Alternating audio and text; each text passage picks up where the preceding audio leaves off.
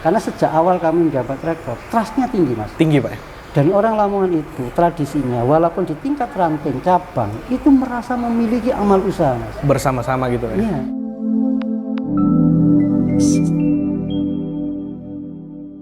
Assalamualaikum warahmatullahi wabarakatuh, sahabat UMK Talks sekalian. Selamat datang dalam agenda UMK Talks edisi Muktamar Muhammadiyah tahun 2022. Alhamdulillah kita sekarang bisa memiliki edisi khusus di mana besok akan ada muktamar.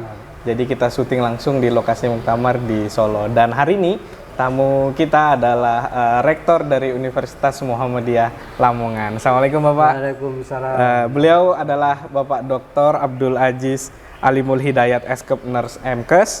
Beliau merupakan rektor Universitas Muhammadiyah Lamongan.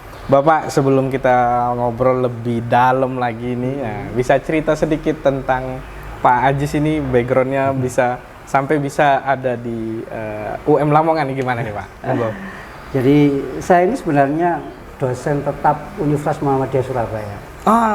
Awalnya dari situ Pak? Ya, jadi sampai sekarang Okay. saya ini dosen PNS ditempatkan di UM Surabaya, bidang ilmunya keperawatan. Keperawatan. Sejak 2005-an ya, jadi itu diangkat PNS. Sebelumnya dosen yayasan, dosen persyarikatan. Kemudian 2005 PNS.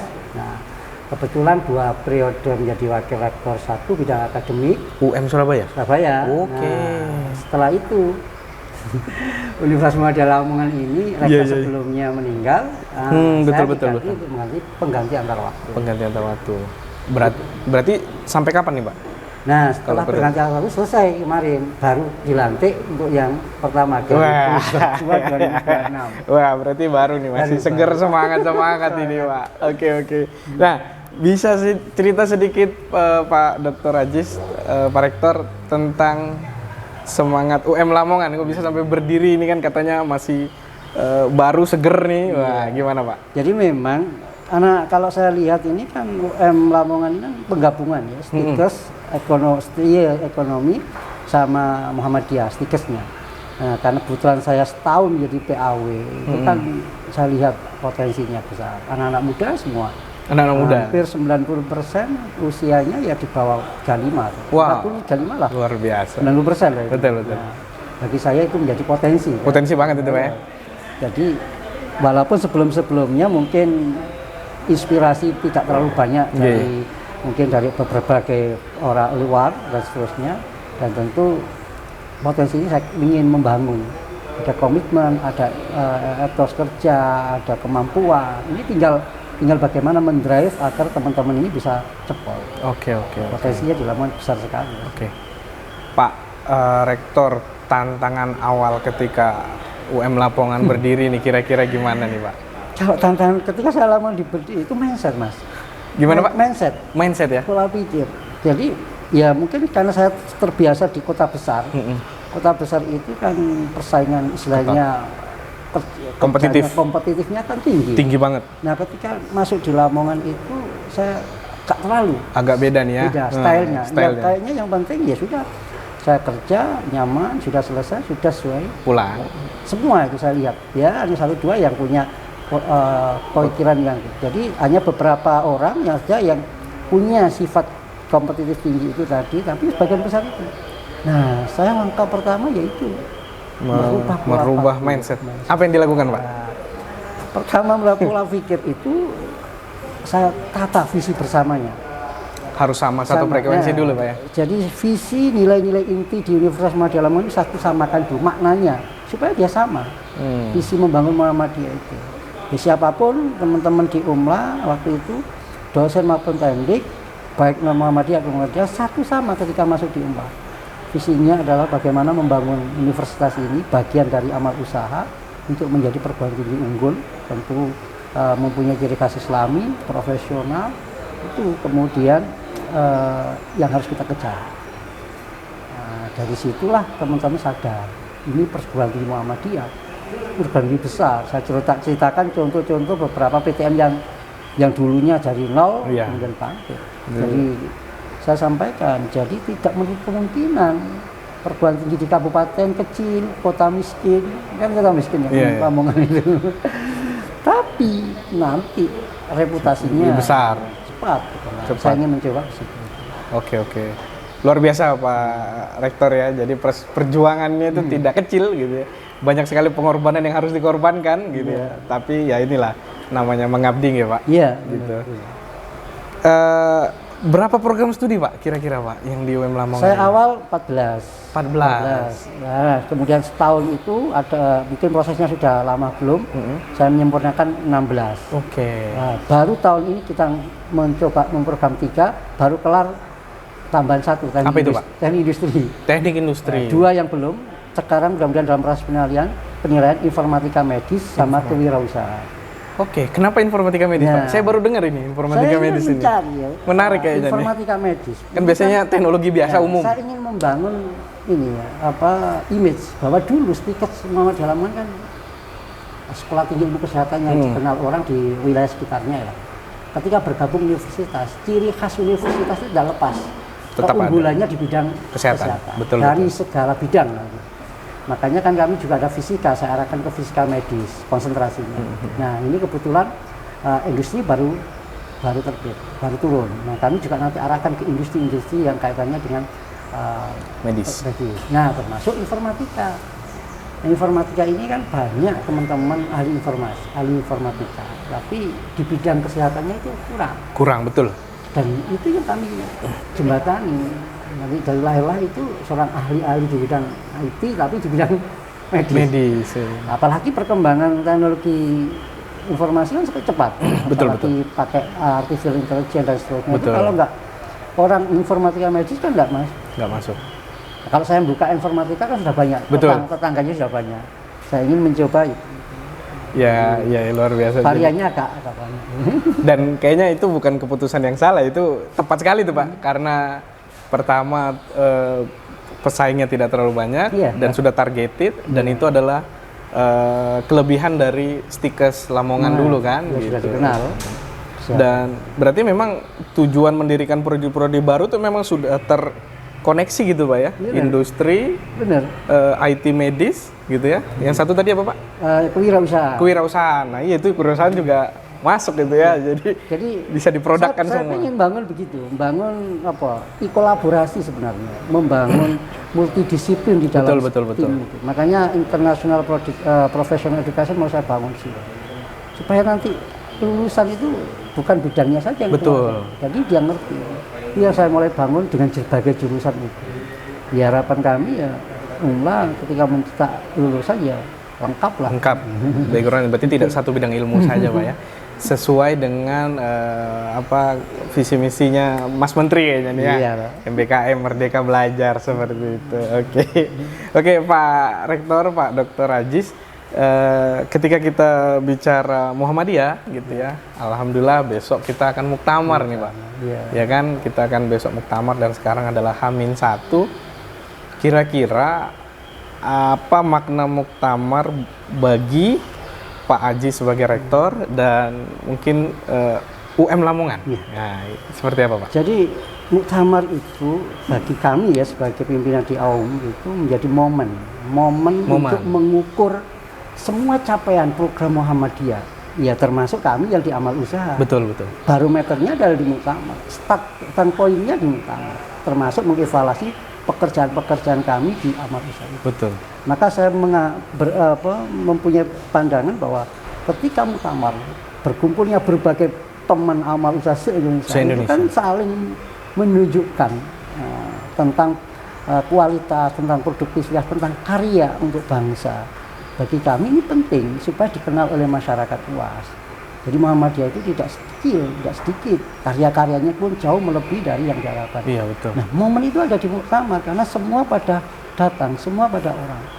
Walaupun ya inti orang banyak menganggap muktamar hanya pergantian atau mungkin suksesi pengurus kepemimpinan ya, tapi sebenarnya bukan itu esensi. Lebih dari itu Pak ya? Lebih dari itu. Kami mengukurnya dari barometer perkembangan dakwah Muhammadiyah diukur selama 5 tahun. Apa yang dikerjakan, termasuk kami di amal usaha itu.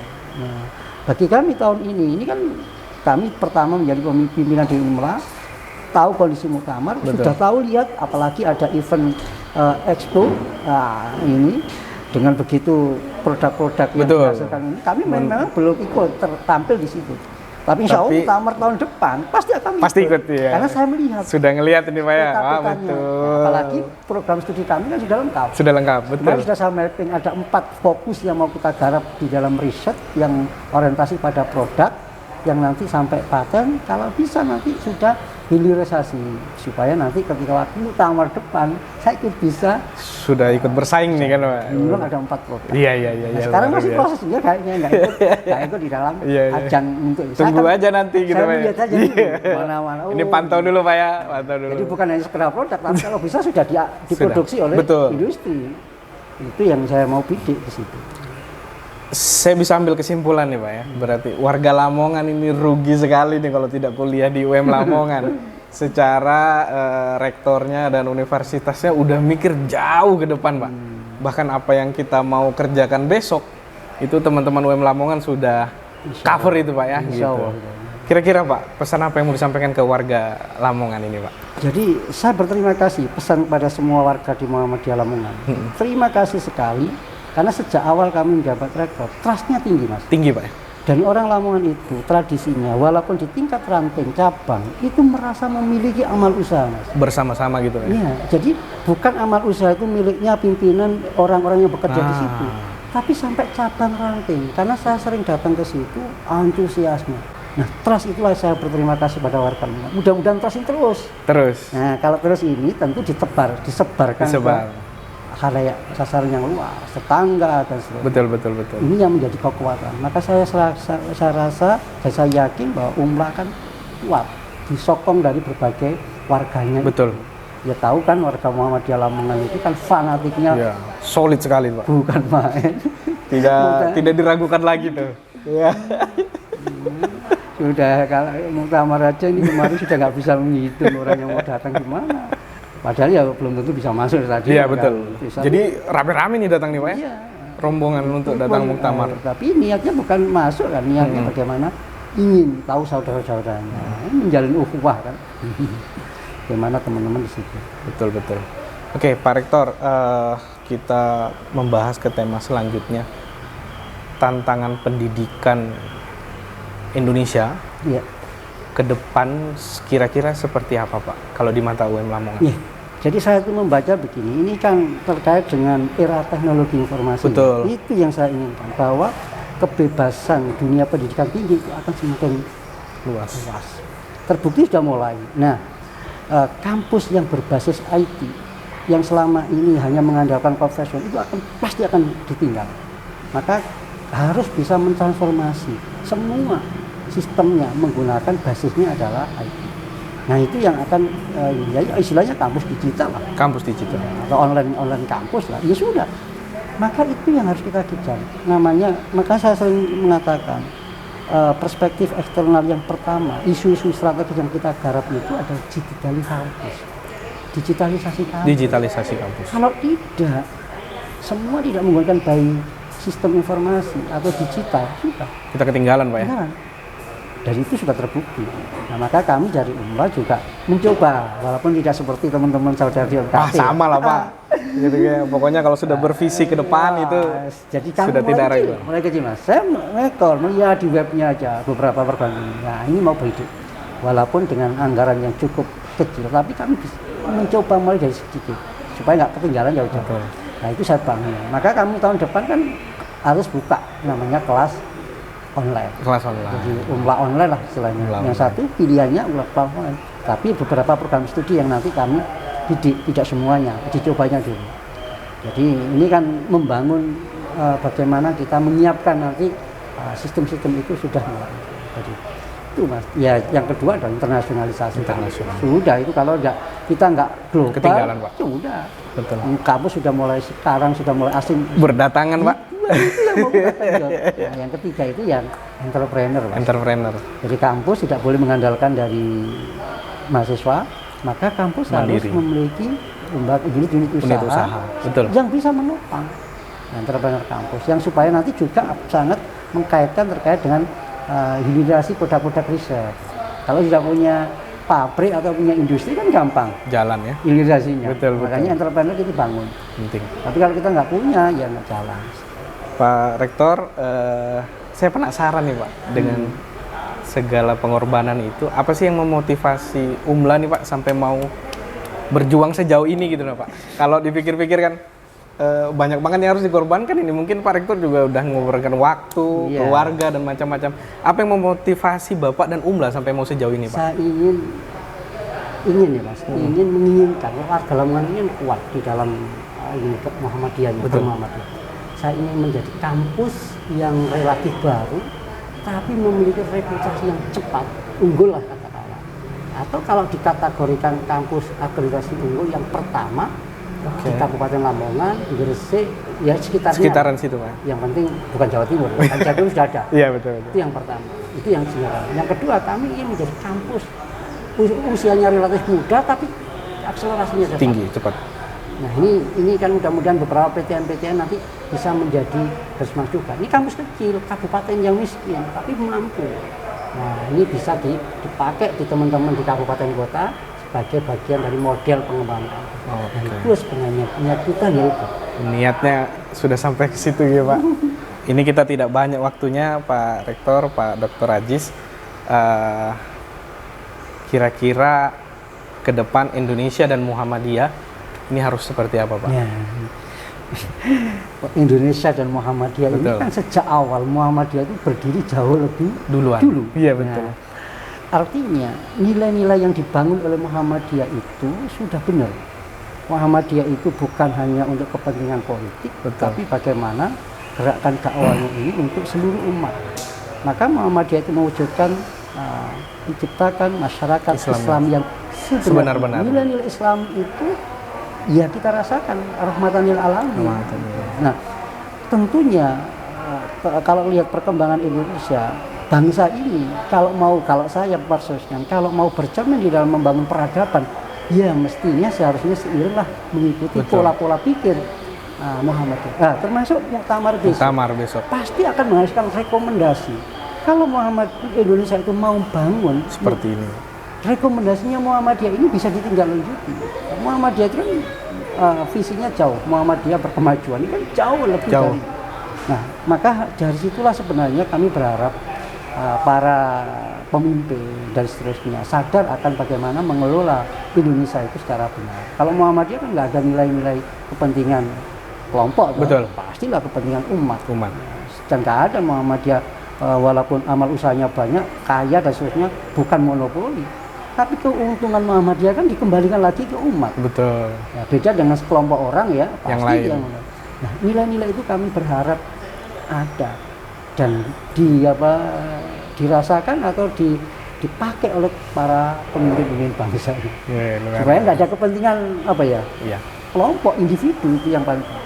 Dan itu juga yang menjaga Muhammadiyah bisa bertahan selama ini gitu Pak. Itu yang saya banyak teman-teman juga yang sepakat dengan itu. Baik Pak Dr. Abdul Aziz, tidak banyak Pak, terakhir 1 menit terakhir kira-kira closing statement pesan untuk mahasiswa Umla, masyarakat Lamongan sekitarnya dan mahasiswa UMKT lah bisa kasih pesan-pesan apa nih Pak untuk anak muda Pak? Jadi untuk seluruh mahasiswa baik Umla maupun teman-teman di UMKT, teruslah berkarya, tunjukkan produktivitas, karya-karya yang terbaik demi kemajuan umat, khususnya Muhammadiyah dan umumnya pada bangsa Indonesia. Tanpa berkarya, kita tidak akan menguasai dunia. Itu saja yang dapat perlu saya sampaikan. Mudah-mudahan ini menjadi pesan yang baik. Alhamdulillah. Siap. Terima kasih banyak Bapak. Itulah Bapak Dr. Abdul Aziz, Rektor Universitas Muhammadiyah Lamongan. Sekian, nun wal qalam mimma yasturun, fastabiqul khairat. Assalamualaikum warahmatullahi wabarakatuh. Waalaikumsalam warahmatullahi wabarakatuh.